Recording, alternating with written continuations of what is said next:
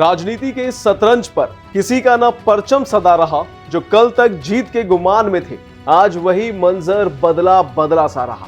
ताकत, औकात और वक्त का पहिया जब घूमता है दोस्तों, तो बड़े बड़े गढ़ ढह जाते हैं और हवा का रुख भी बदल जाता है। एक समय था जब देश की सियासत में 400 पार के नारे पूरे शबाब पर गूंजा करते थे, लेकिन वक्त का पहिया जब घूमा और चुनावी धरातल की हकीकत सामने आई तो आंकड़ा 300 के पार पहुंचना भी मुश्किल हो गया।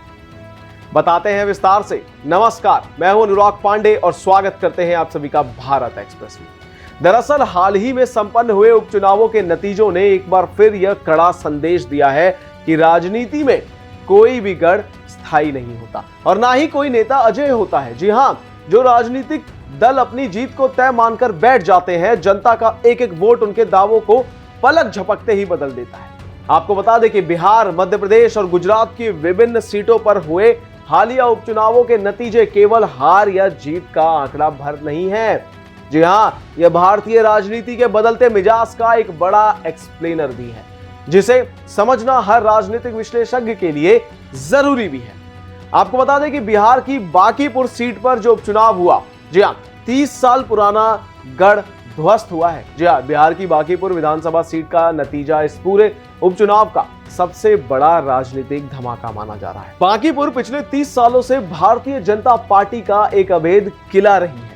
इस सीट से नितिन नवीन लगातार 5 बार चुनाव जीतकर विधानसभा पहुंचते रहे हैं। जी हां, राजनीतिक गलियारों में यह माना जाता था कि बांकीपुर से बीजेपी का हारना लगभग असंभव है, लेकिन इस उपचुनाव में प्रशांत किशोर की पार्टी जनसुराज ने एक बिल्कुल नई इबारत लिखी।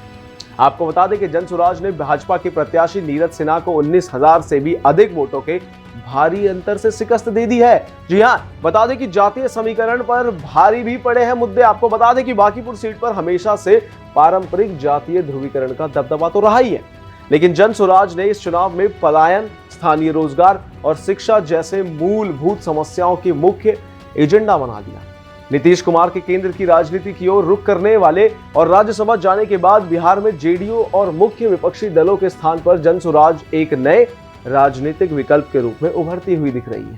आपको बता दें, उम्मीदवार चयन में बदलाव और स्थानीय स्तर पर जो तालमेल की कमी ने भाजपा को अपने सबसे मजबूत गढ़ में बैकफुट पर लाकर खड़ा किया। अगर बात करें दूसरे राज्य की, यानी कि मध्य प्रदेश की दतिया सीट की, तो बड़े बड़े दिग्गजों के दावों पर सवाल उठा है।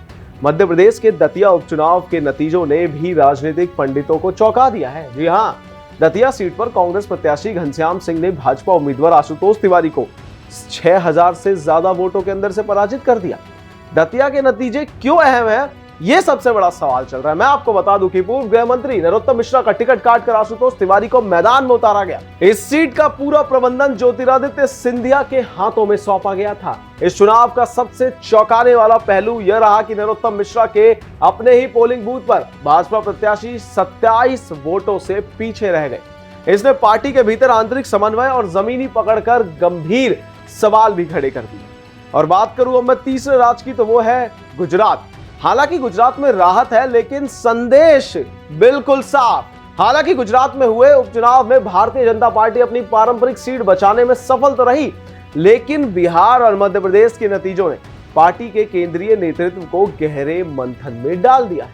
जी हां, गुजरात की जीत दर्शाती है कि जहां संगठन की पकड़ मजबूत है, वहां नतीजे पक्ष में आते ही हैं, लेकिन जहां स्थानीय मुद्दों और कार्यकर्ताओं की उपेक्षा होती है, वहां नुकसान तय है। कुल मिलाकर अगर देखा जाए तो लोकतंत्र में जनता ही असली मालिक है। इन उपचुनावों का लबुआब यही है कि भारतीय लोकतंत्र में कोई भी किला अमर नहीं है। चुनावी राजनीति में लहरें आती हैं और चली जाती हैं, लेकिन जनता का भरोसा जीतना हर चुनाव में एक नई चुनौती ही है।